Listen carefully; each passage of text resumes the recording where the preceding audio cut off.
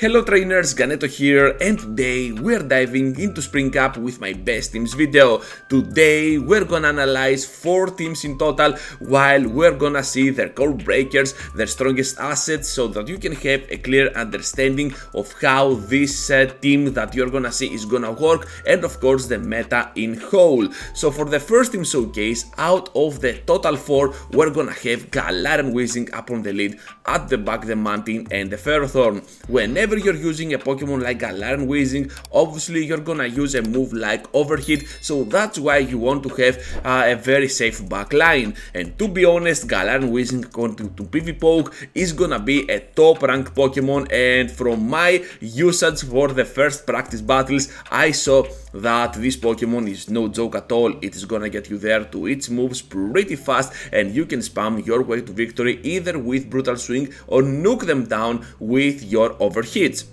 Whenever an overhit is being unleashed, your backline has to come into play to clear that debuff as soon as possible, because your attack stat will get immensely reduced, and you do not like that at all. At the back we have the Mantine with a Bubble Beam, able to pressure for the debuff for the enemy, or the Ice Beam to do severe damage to those grass types. The only core breaker of this line is gonna be Lantern, and the main reason behind it is gonna be the Mantine on the switch. Other than that, I believe you're gonna be fine, and even against Lantern you have a solid choice with Ferrothorn walling that Pokemon down, while up on the lead, even those Brutal Swings back to back, I believe 3 in total, perhaps 4, 3.5 are gonna do the trick against that Lantern. But the reason I'm gonna pick it here as a core breaker is mainly because on the switch, and I haven't found any other core breaker at all, so this team is looking super safe for the meta. Ferrothorn as a closer is gonna apply so much pressure with back-to-back power whips, or just go with the flash cannon and the nuke against certain ice types, something like an Abomasnow, something like an Alolan Ninetales, or other fairy type Pokemon. You're gonna see that Ferrothorn is gonna be a valuable closer to your asset, because you're gonna see that this Pokemon is super good defensively, especially with the steel typing. Not a lot of steel types are gonna exist in the meta, and whenever you're gonna get your hands onto one, well, you have to use it towards your gain. From a very skeptic team into a line that is gonna pressure a lot with its spam moveset, we're gonna have an ABA team style with Ice up in front, Ice at the back, and in between we're gonna fit as a safe switch our Pelipper.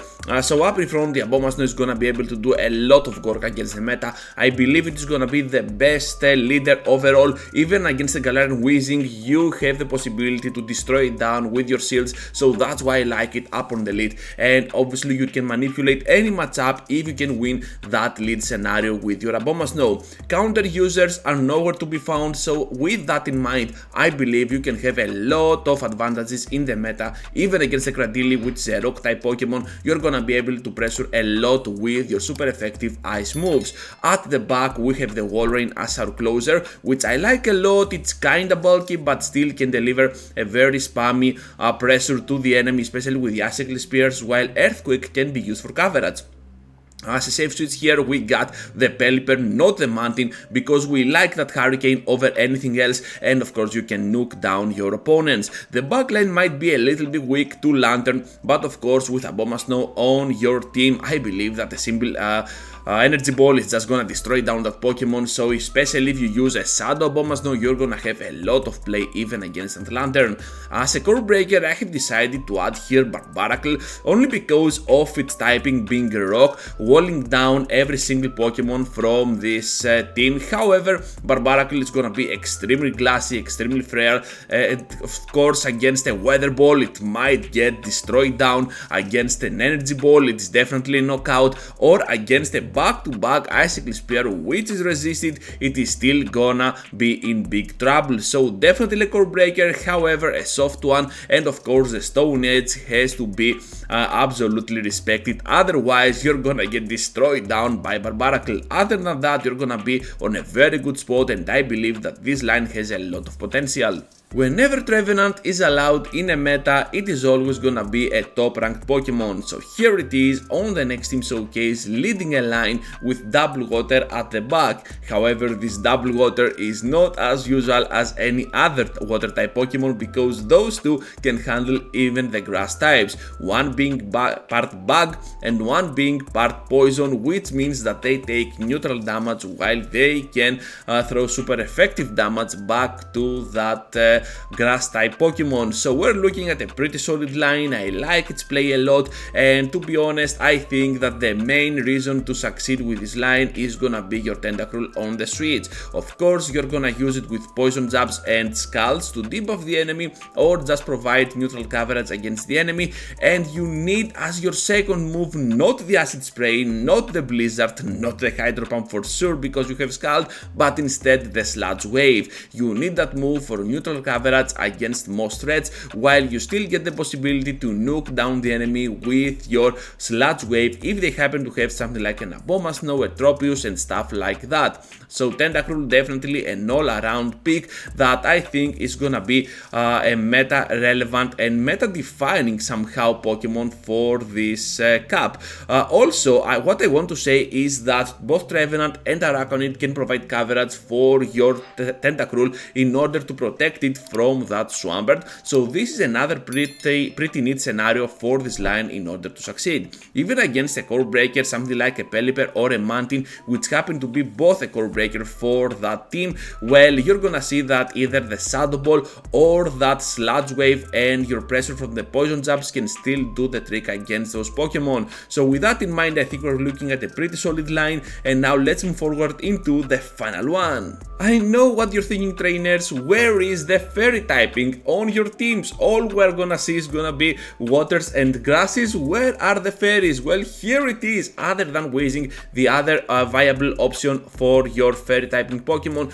might be a Pokemon like Alola Ninetales. This one up on the lead is gonna provide a lot of coverage against the meta. You have your Powder Snows and those Weather Balls being ice to cover that grass typing, while Psyshock is gonna protect you from those poison types, something like a Tentacruel or the opposing side fairy type, the Galarian Weezing. So here I'm running Dazzling, but of course running something like a Psyshock might give you extra coverage for those threats that we have just talked about. At the back we have Tropius and Lantern, but to be honest, you can always replace Tropius with Jumbluff if you do not have one, since it is gonna be regional, or if you do not have it from the Go Fest event. I'm not sure, but I think this is where we found it. Well, mine is from Rhodes here on Greece, which is an island, a Greek island, so I happen to have it as a regional. And of course at the back we also have a Lantern. Lantern is gonna be able to do a lot of work against the enemies, at least when they're not gonna be grass types. Totally lost my words there, but yeah, if you do not have a grass type at the back as a closer, where your Lantern can definitely come in like a pretty cool closer. So with that in mind, we have two other options that can definitely take care of those grass types, while your Lantern is gonna be able to close that battle. The core breaker of this line is gonna be the Ferrothorn. Not that much of a big threat, but still it's gonna provide a lot of coverage against your Ninetales, especially with Flash Cannon if they happen to run one, or with those Power Whips against your Lantern. However, you still got your Tropius / Jumbluff at the back, which can somehow counter this Ferrothorn threat.